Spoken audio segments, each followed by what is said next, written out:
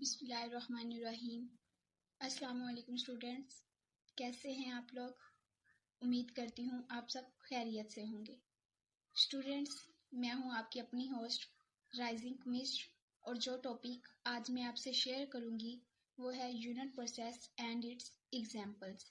लेकिन इसे स्टार्ट करने से पहले हम बात करते हैं केमिकल प्रोसेस की। What is chemical process? A chemical process is a process that is used for the synthesis of new products. ऐसा अमल जिसकी मदद से हम न्यू प्रोडक्ट्स को बनाते हैं केमिकल प्रोसेस कहलाता है। जैसा कि हम जानते हैं कि हम हमारी लाइफ में बहुत सी चीज़ों का इस्तेमाल करते हैं, जिनमें drugs, paints, fertilisers, fibres, cosmetics और मेडिसिन्स वगैरह शामिल हैं। लेकिन यहाँ पे क्वेश्चन ये है कि how these products are formed, ये प्रोडक्ट्स बनती कैसे हैं?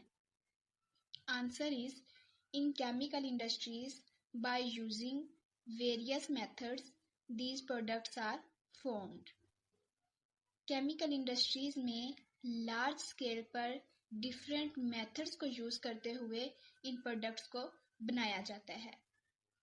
लेकिन जो दो मेन मेथड हैं किसी भी सब्सटेंस को बनाने के लिए, वो हैं unit operation and unit process. तो सबसे पहले हम बात करते हैं यूनिट ऑपरेशन की। Unit operation involves the physical separation of the products that are formed in the result of unit process.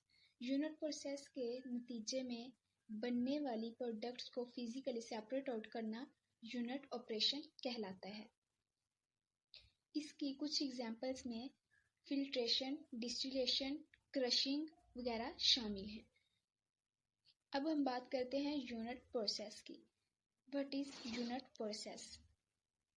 Unit process is a process in which we use chemicals, chemical reactions and their principles for the synthesis of new products। ठीक है, new products को बनाने के लिए basically chemicals का या किसी भी तरह के केमिकल रिएक्शन का या इनके प्रिंसिपल्स का इस्तेमाल करना यूनिट प्रोसेस कहलाता है।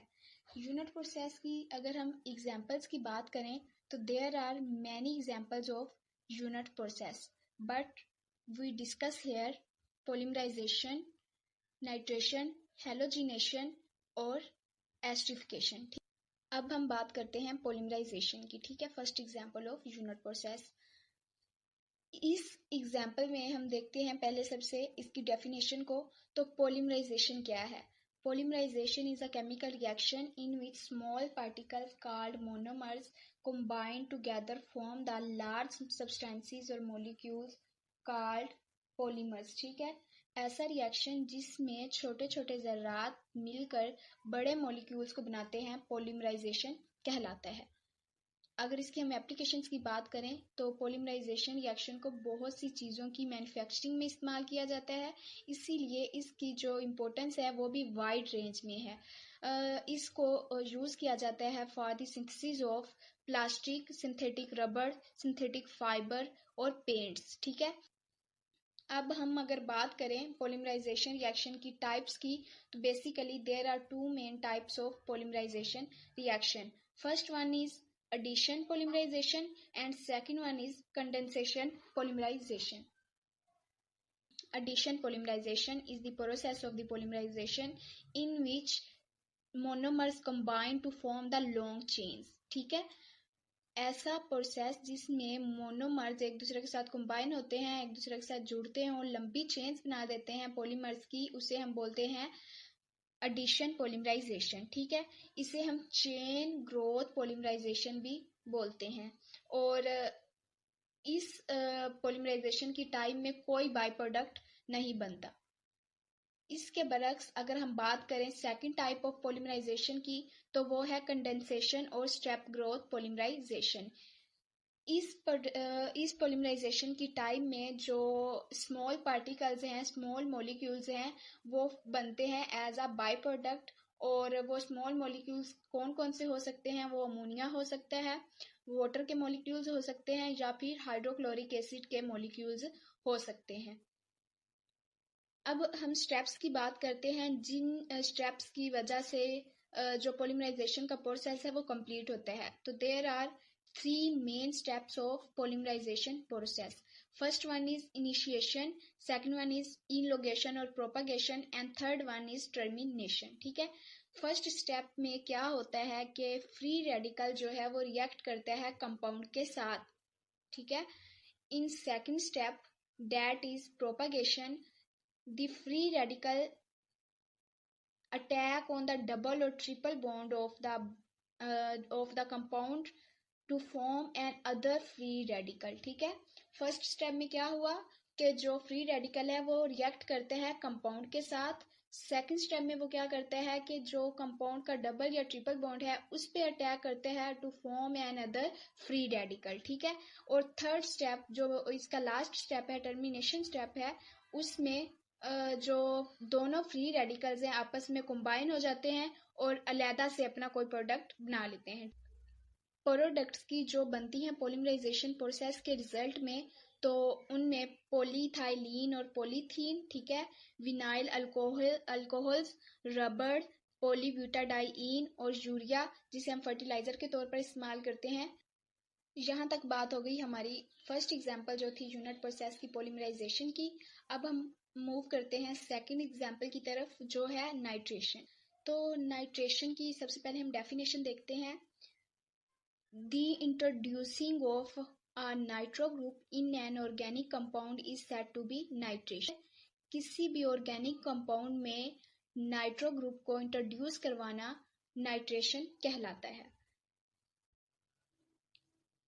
नाइट्रेशन प्रोसेस में हम रिएक्ट करवाते हैं कंसनट्रेटेड HNO3 का और कंसनट्रेटेड H2SO4 का to form the nitronium ion.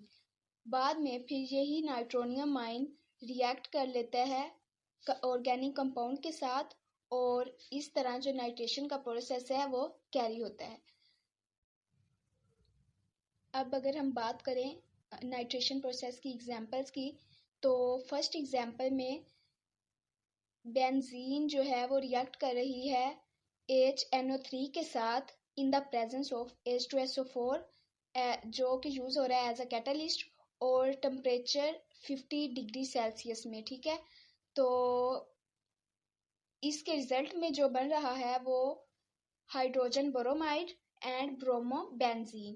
टोइलीन, जिसे हम मिथाइल बेंजीन भी बोलते हैं, वो रिएक्ट कर रही है HNO3 के साथ in the presence of H2SO4 and 50 degree Celsius temperature to form the 2-nitro-methylbenzene and 4-nitro-methylbenzene। Process है नाइट्रेशन का, इसकी इम्पोर्टेंस भी बहुत ज़्यादा है केमिकल इंडस्ट्रीज में भी, बिकॉज जो इसकी एप्लीकेशंस है वो वाइड रेंज में है। इसे बहुत सी प्रोडक्ट्स को बनाने के लिए, बहुत सी प्रोडक्ट्स की मैन्युफैक्चरिंग में इस्तेमाल किया जाता है, जिनमें से कुछ एक्सप्लोसिव्स हैं, सॉल्वेंट्स, डाइज, मेडिसिन वगैरह शामिल है। ये थी एप्लीकेशंस ऑफ नाइट्रेशन बेसिकली, जिसमें हमने देखा है कि नाइट्रेशन का प्रोसेस कहाँ कहाँ यूज होता है और कैसे कैसे यूज होता है। इसका again is a process in which one or more hydrogen of an organic compound is replaced by a halogen atom। ठीक है, किसी भी ऑर्गेनिक कंपाउंड के हाइड्रोजन का किसी हैलोजन एटम से रिप्लेस हो जाना बेसिकली हैलोजिनेशन कहलाता है। अब अगर हम बात करें हैलोजेंस की रिएक्टिविटी की, तो the order of reactivity of the halogens is fluorine, then chlorine, then bromine and at the end is iodine. इसीलिए हम हैलोजिनेशन रिएक्शन में ज़्यादातर प्रेफर करते हैं ब्रोमीन और क्लोरीन को और अवॉइड करते हैं फ्लोरीन और आयोडीन को, बिकॉज जो फ्लोरीन है ये बहुत जल्दी फास्टली रिएक्ट कर लेती है ऑर्गेनिक कंपाउंड्स के साथ, और समटाइम्स इसे कंट्रोल करना मुश्किल होता है because of its vigorous reactivity. Okay, तो इसीलिए हम फ्लोरीन को यूज़ नहीं करते। और अगर हम आयोडीन की बात करें तो आयोडीन के साथ जो रिएक्शन होता है वो बहुत टाइम कंज्यूमिंग होता है और बिकॉज वो बहुत स्लो रिएक्शन करती है किसके साथ, किसी भी ऑर्गेनिक कंपाउंड के साथ। इसीलिए हम हेलोजिनेशन प्रोसेस में ज़्यादातर ब्रोमीन और क्लोरीन को प्रेफर करते हैं और अवॉइड करते हैं फ्लोरीन और आयोडीन। यहाँ तक था हमारा हेलोजिनेशन का topic. Next we start pyrolysis. What is pyrolysis? Basically, pyrolysis is a process of heating of an organic compound in the absence of oxygen. Pyrolysis की डेफिनेशन में हमने देखा कि किसी भी ऑर्गेनिक कंपाउंड को in the absence of oxygen की गैर मौजूदगी में हीट अप करना क्या कहलाता है, pyrolysis. Basically, this process is used for the breaking of different compounds. किसी भी कंपाउंड को ऑक्सीजन की गैर मौजूदगी में ब्रेक डाउन करना, हीट अप करना या फिर डीकम्पोज करना पायरोलाइसिस है, ठीक है। और इसीलिए हम पायरोलाइसिस के प्रोसेस को थर्मल डिग्रेडेशन भी बोलते हैं, because in this process large amount of heat is required for the breaking of bonds between the molecules of compounds. अब अगर हम एग्जाम्पल्स देखें तो incomplete combustion of wood, combustion of biomass are the examples of pyrolysis. Main products की बात करें जो बनते हैं पायरोलाइसिस के रिजल्ट में, तो उनमें बहुत सी सॉल्वेंट्स, बहुत सी डाइज वगैरह शामिल हैं, लेकिन जो मेन प्रोडक्ट है पायरोलाइसिस प्रोसेस का वो है बायो ऑयल, ठीक है। और बायो ऑयल की इम्पोर्टेंस इसीलिए भी ज़्यादा है क्योंकि हम इसे डिफरेंट वेज में यूज़ कर सकते हैं। कैसे कि अगर हम इसे यूज़ करें एज अ फ्यूल तो हम इसे हाइड्रोजन फ्यूल के तौर पर यूज़ करते हैं। अगर हम हीट के लिए इसे यूज़ करें तो in boilers it is used as a co boiler, ठीक है। और अगर केमिकल के तौर पर बात करें तो बायो ऑयल यूज़ होता है as a adhesives, flavouring agents, fertilisers and industrial feedstock. That's why the importance of pyrolysis is also in wide range. Now we move towards the fifth example of unit process, that is esterification. Esterification. Esterification is the process of the formation of an ester by using a carboxyl group and an alcoholic group. Esterification को हम Fischer esterification भी बोलते हैं, ठीक है, because the name of a scientist. लेकिन basically there is no difference between esterification और Fischer esterification, so don't be confuse. Esters की डेफिनेशन में हमने जैसे देखा कि ईस्टर्स आर फ्रेग्रेंट कंपाउंड्स, तो इसीलिए जो इनके यूजेस हैं वो भी काफ़ी ज़्यादा हैं। In food industries they are used as a flavouring agents. In cosmetic industries they are used in the manufacturing of many products, and similarly in the formation of many solvents these are used. In solvents में serums हो सकते हैं, different body sprays हो सकती हैं और different perfumes हो सकते हैं। यहाँ तक था हमारा आज का टॉपिक जो कि था unit process and it's examples.